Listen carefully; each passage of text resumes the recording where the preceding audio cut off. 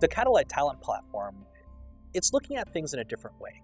So it's not a behavior test. It's not a behavioral profile. We're not doing any kind of personality testing. It's not like Myers-Briggs. What we're really doing is that we're looking for people who think a certain way. Right? So the assessment that people take, that's a 2-hour assessment. We're actually looking at how people solve problems, right? How they think about problems. If I were to boil it all down, we're looking for people who are good at solving problems, who think and make decisions in a structured, systematic way, and who frankly operate well under stress, right? Those are probably the simplest sort of headline items, but there's about 5,000 different predictive models that are built into this assessment. And the secret really is that we're watching how people take that assessment. It's not necessarily about if they answer the question correctly or not. We don't have any recruiters in the company, right? So our entire workforce is basically built through software. We're hiring using a program to hire people. But what's interesting about it is that first is really from a performance standpoint. We've shown that our teams that we've put together are outperforming traditional teams by a major factor. We've actually shown that our workforce demographics mirror those of the communities that we hire from. So here in Baltimore, which is kind of an interesting case point, Baltimore metro area is 28% African American. Right? Our workforce over the last 10 years here has been 26% African American developers. We're not quite at gender parity, but we've got about 31% female developers, which is about 3 times the industry average. And one of the aha moments that's really interesting, right, is that we've proven now through data, through science, that the adage that talent is truly evenly distributed, even if opportunity may not be, right? And so what we also have seen is that whether it's through the gates that, you know, the sort of the hurdles that pedigree have put up, or whether it might be through social bias, implicit or explicit, something is happening in the wider society where you end up with a less diverse workforce, right?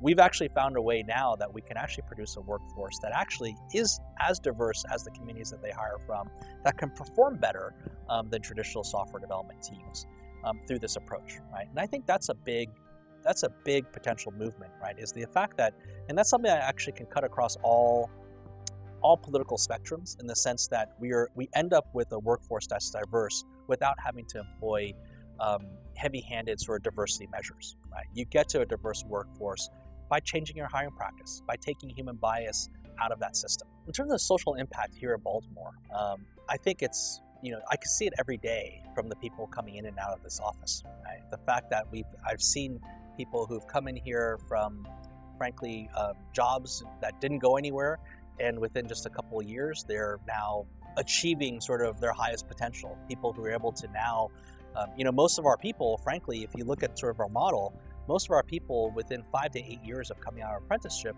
are making 6-figure salaries, right? And these are people who, many of them were working dead-end jobs before coming in here. Each year now, we're upping our hiring in Baltimore. We've gone from a company that was probably hiring dozens of people last year to now we're looking, as we kind of put together our plan for coming into next year, we're looking at hiring about 200 people here in Baltimore. And that's going to be a continuous process ongoing, right? Each class continues to grow. We're launching more and more classes here. So I think that the economic impact, comes from, frankly, just the new jobs that are being created in the digital economy here, and also the talent pipeline that we're producing in Baltimore.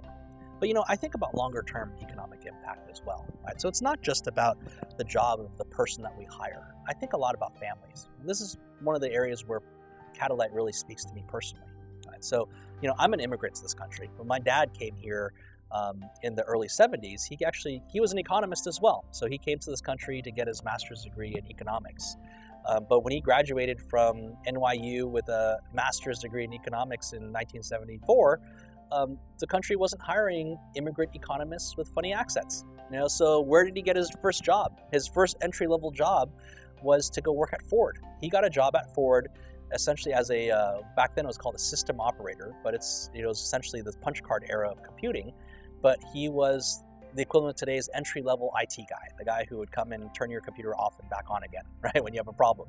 So, but Ford gave him this incredible opportunity where he went from an entry-level sort of IT job to a project manager in 12 years. And eventually he went from Ford to IBM, where he built another career, became an executive there, and ultimately he became an entrepreneur later in his life. And and I look at sort of the arc, right? Of he may have gone to great schools, he may have had a great family background, but the most important inflection point in his entire life, right, was that first job that Ford gave him, right? Ford changed the trajectory of his entire career. But more importantly, think about the second and third order effects, longer term. His son became a technology executive, right? His son became an entrepreneur in the technology industry.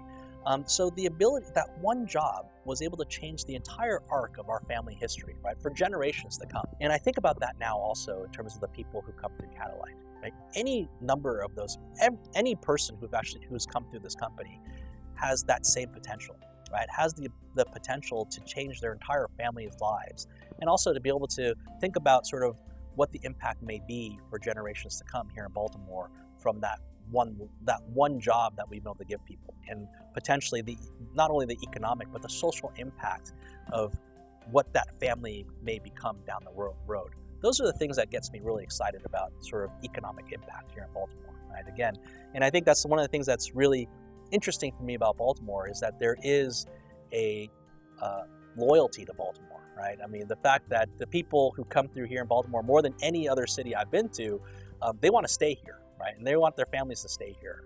So I think that the economic impact, the true economic impact of what Catalyte can bring to this region, it's unimaginable what it could be, right? Just even a few years down the line.